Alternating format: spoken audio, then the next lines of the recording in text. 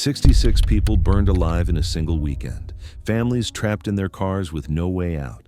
A road so deadly it earned the name Highway of Death. And that was just the beginning. What's believed to be Portugal's deadliest wildfire continues to burn in that country. The flames have killed at least 61 people. Most of the victims got trapped in their cars. By the end of 2017, Portugal lost over 100 lives to fire. 500,000 hectares turned to ash. Survivors described it as the end of the world. This wasn't some distant tragedy in a remote wilderness. This happened in modern Europe. And the terrifying truth? Most of it could have been prevented. So how did one lightning strike turn into a national nightmare? Why were so many people left to die with no warning? Let's break it down. Portugal is a small country in Western Europe with about 10 million people. Most tourists visit for the beaches, the wine, and the historic cities like Lisbon and Porto. But away from the coast, things look completely different.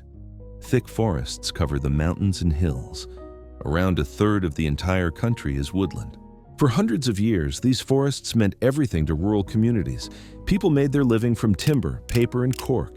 Families passed down land from generation to generation. Life was hard, but it worked. Then everything started to change. In 1974, Portugal had a revolution that ended decades of dictatorship.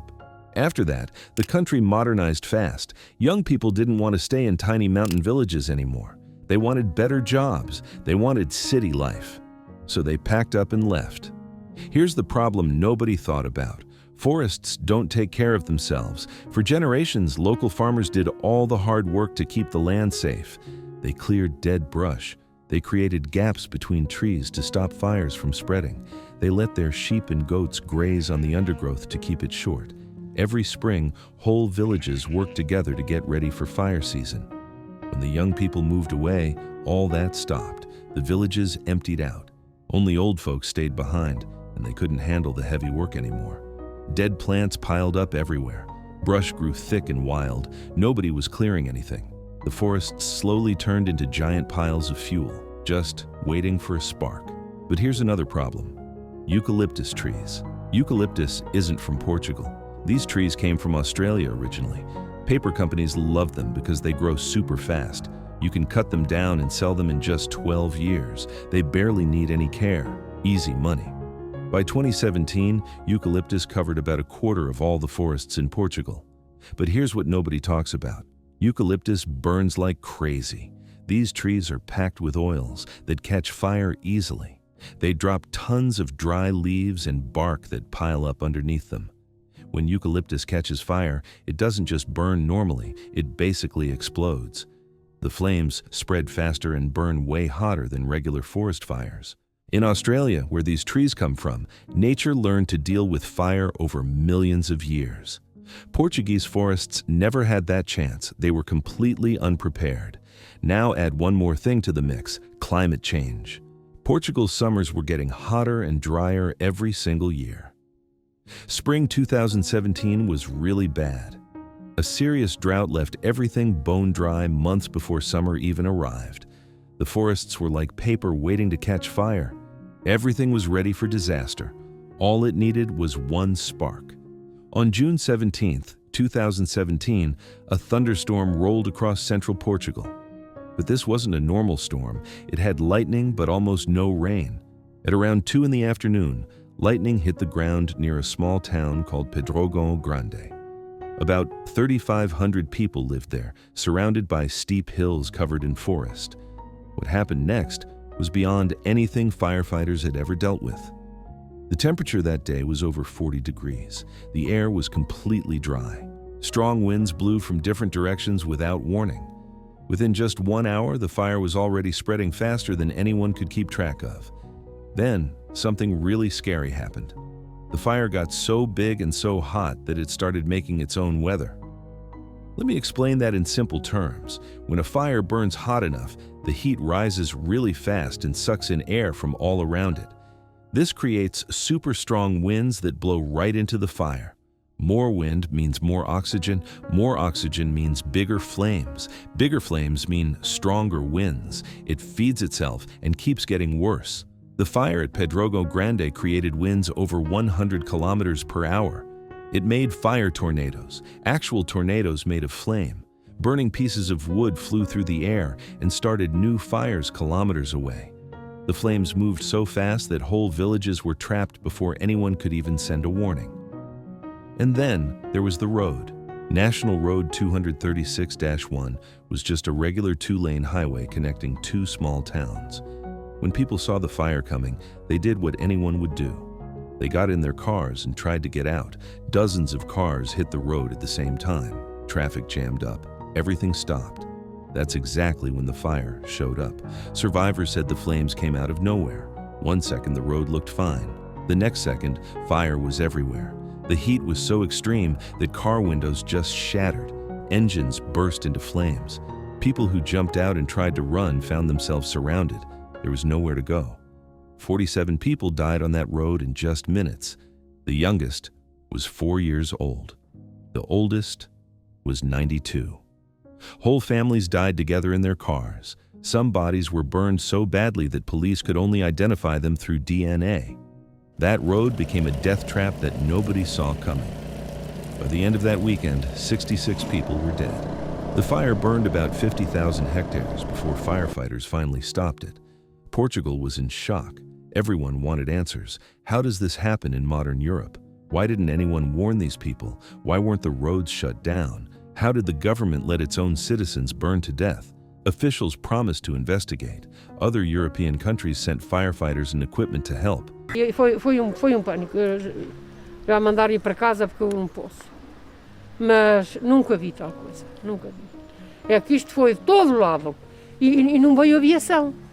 For a few weeks, it looked like the worst part was over. It wasn't even close. October brought a second disaster that was even worse.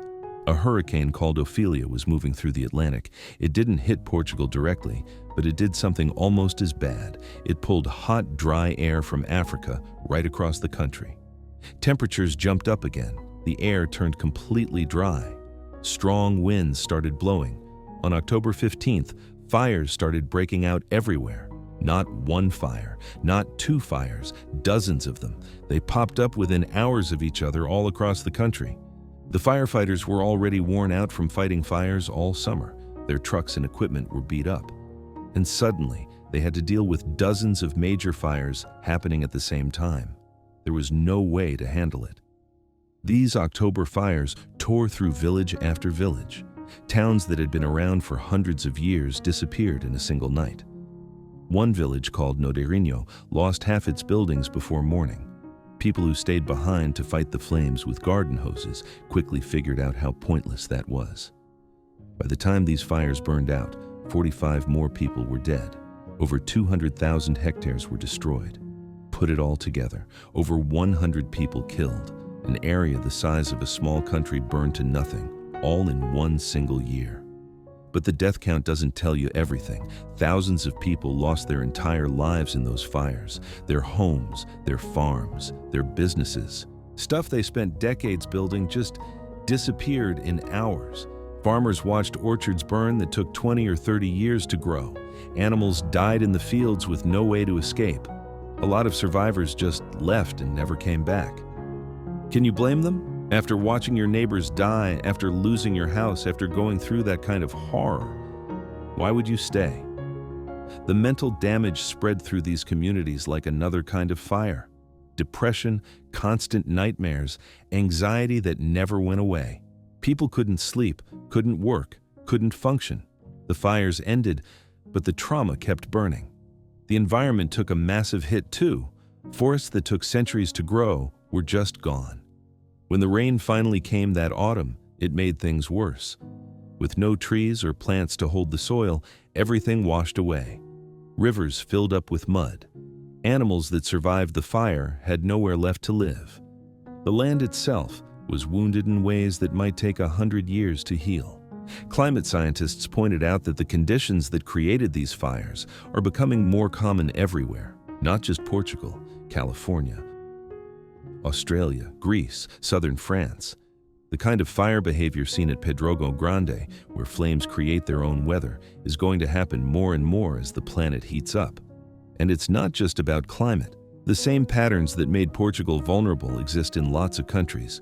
Rural areas emptying out, old farming practices disappearing, companies planting fast-growing trees that burn easily. These problems aren't unique to Portugal at all. Since 2017, Portugal has stayed on high alert. Every summer when temperatures rise, people get nervous. There have been more fires since then, some pretty bad, but nothing as deadly as 2017. Is that because of better preparation? Better luck with the weather? Nobody knows for sure. Every June, survivors gather at Pedrógão Grande to remember the people who died on that road. Politicians show up and make speeches about lessons learned. They promise it will never happen again. But can anyone really make that promise? Climate change isn't slowing down. Rural villages are still losing people. The conditions that caused 2017 haven't gone away. In some ways, they've gotten worse. For Portugal, 2017 became a dividing line, a before and after moment in the country's history. Parents who lived through it will tell their kids about the summer when the sky turned orange and ash fell like snow. Communities that lost neighbors will carry those empty spaces forever. The fires of 2017 weren't just bad luck or a freak accident. They were the result of decisions made over decades. Each choice seemed reasonable at the time. Let the young people leave for better opportunities. Plant trees that grow fast and make money. Skip the hard work of clearing brush when there's nobody around to do it anyway. But all those small decisions added up into something catastrophic. Over 100 people died in those fires. Each one was somebody's mom or dad, somebody's kid, somebody's best friend. Each death left behind grief that no government investigation can fix. The flames eventually died out, but the questions they raised are still burning. Portugal's story is a warning about what happens when we ignore the land and assume nothing will go wrong. If this video made you think about how we prepare for disasters, drop a comment below. I want to hear what you think. And if you're not subscribed yet, hit that button so you don't miss the next video. Thanks for watching, and I'll see you in the next one.